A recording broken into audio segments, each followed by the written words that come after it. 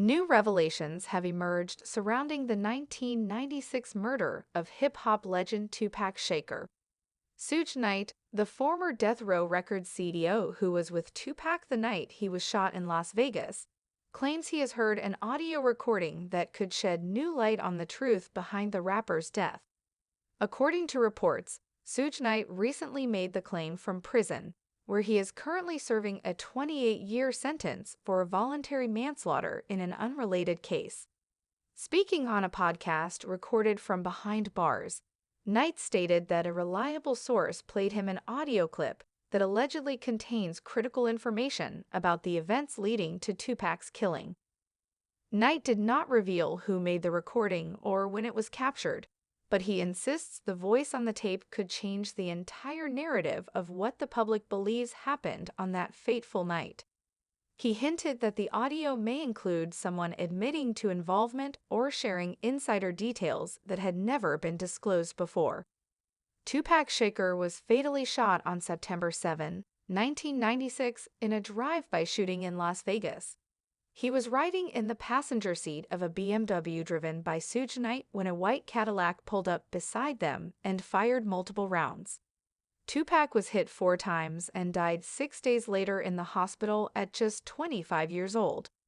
For decades, his murder has remained one of the most talked about and mysterious unsolved cases in music history.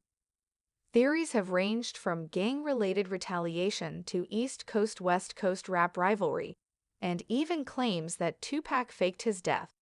But now, Knight's alleged access to an audio confession could reignite the investigation and public interest. Knight, who has always maintained that he didn't see who fired the shots, said that the recording not only confirms long-standing suspicions he's had, but also points to people who were much closer to the case than the public realizes. "This isn't someone on the outside guessing," he reportedly said. "This is someone who knew something." The claims come just months after Dwayne "Keefe D. Davis" was arrested in connection with Tupac's murder. Davis, a former gang member who has long spoken publicly about being in the car from which the fatal shots were fired, is currently awaiting trial. He has previously implicated his late nephew, Orlando Anderson, as the shooter, a theory that law enforcement has also supported. However, Knight has never backed that version of events.